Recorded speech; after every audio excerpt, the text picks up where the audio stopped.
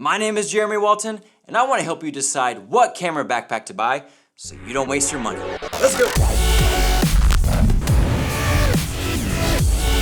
In front of me are 3 Tenba bags that I own. By looking at them, we can see the smaller Cooper bag, the medium-sized Tenba Axis, and the larger Tenba Roadie. They all have their pros and cons, but if you just had to pick one, which one would that be? Now let me set them all down.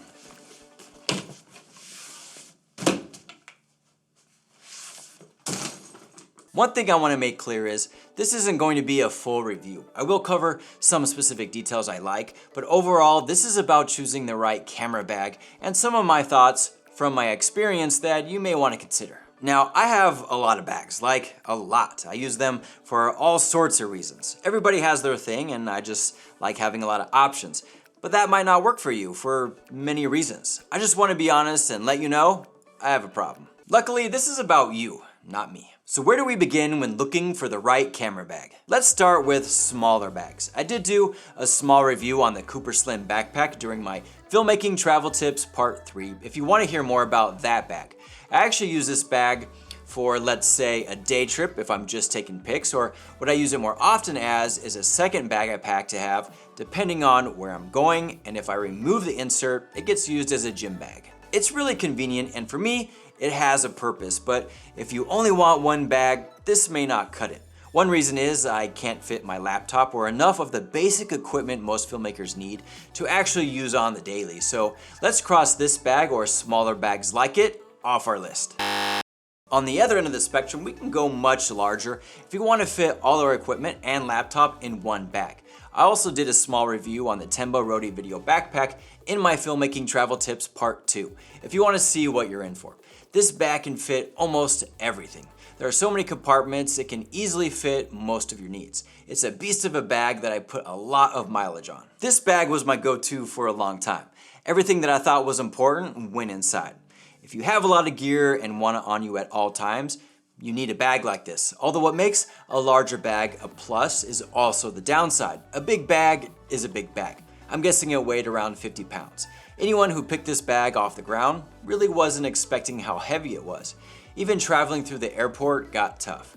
It's just a lot of weight to carry around when your terminal is all the way at the other end of the airport, or if you're on the move a lot during a shoot.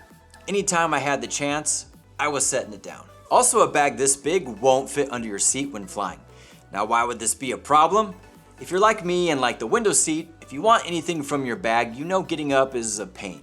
There were just too many times I wish I had something smaller. So let's cross this bag or larger bags like it off our list. A better option would be using a small roller case you can put in the overhead and then use a backpack you can fit under your seat. But I'll get to that in a bit. Okay, let's do a quick recap. Very light, but can't hold everything you need.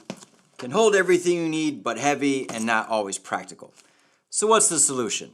You're going to have to make compromises. Out of these 2 bags, I would say this one gets used the most. There's similar bags like this that are sold more as a travel bag where you can store your clothes, etc. I can't imagine this bag being any bigger. And if it was, I would guess that size just wouldn't work for some people. The travel bag is also sold for the short trips or day trips. If we're talking what's the best investment for your money, I'd say the majority of your travel or traveling for work won't be a day trip. So you may want to consider that if you were looking into a larger backpack. Okay, back on the floor. The one argument or debate I know people will bring up is they don't want to check a bag.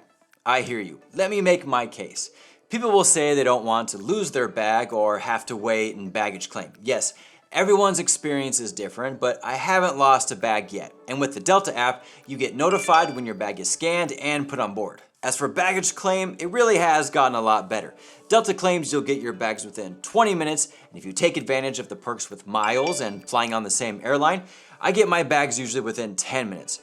There's been times I've walked up to baggage claim at the same time my bags were coming off. So let's say it takes 20 minutes. You're on a 3-day trip for work. Are you willing to wait 20 minutes to have everything you need for equipment and clothes, or skip the wait time and limit your options for 3 days? For me, it was an easy decision. Oh, and remember the roller bag option. You could do that as well if you really don't want to check a bag. Either way, you're still eliminating the need for a larger travel backpack. So I don't use the smaller bag, I gave up using the larger travel backpack. There has to be one that's just right, right? Absolutely. The Tenba Axis 24-liter backpack. This has been my everything bag for a while, and I'm really loving the size, shape, convenience, and 100% the look of this bag. Let's talk about that real quick. This has a tactical feel, which I like, with MOLLE compatible loops that you can attach basically anything to with a reflective coating. All good stuff. It has 3 points of entry, side, top, and rear axis. I use 2 out of the 3. If I'm shooting a lot, I just hold the camera or use a strap, so the side access isn't as important to me. It does have a removable hip belt that I never use, but maybe when I go hiking in Yellowstone this year, it'll get some use. Since I talked a lot about weight, the adjustable airflow harness is one of my favorite features. It's just comfortable. What else can I say? I can easily store my 2019 16-inch MacBook Pro, which is a must for traveling. You have a dedicated spot for a water bottle, if that's your thing. I love water. You also get a tripod holder. This is the Peak Design carbon fiber travel tripod. It's an easy fit. You can also slide it into the water bottle holder. It's not made to go there, but do what you want. Now, something important to keep in mind. The Tenba Axis comes in 3 sizes. The 20-liter, the 24-liter that I have, and the 32-liter. Since we're talking sizes, that's having even more options within the bag you want. I like that. What I did find out that you should be aware of is storing the bag on flights. As you can see on this Delta flight, my bag wouldn't fit underneath the seat. There was a bar a couple inches back preventing it from sliding in. Then I decided to check the seat next to me and it fit perfect. What does all this mean? Depending on the airline and type of plane, you might experience different results. I wouldn't worry too much, just wanted to let you know. Overall, I've used this bag 100% of the time since I got it. Doesn't mean I won't use the other bags I have, because I do like them, but if I had to pick one or I wanted to give you some advice, which was the point of the entire video, I would go with the Tenba Axis backpack.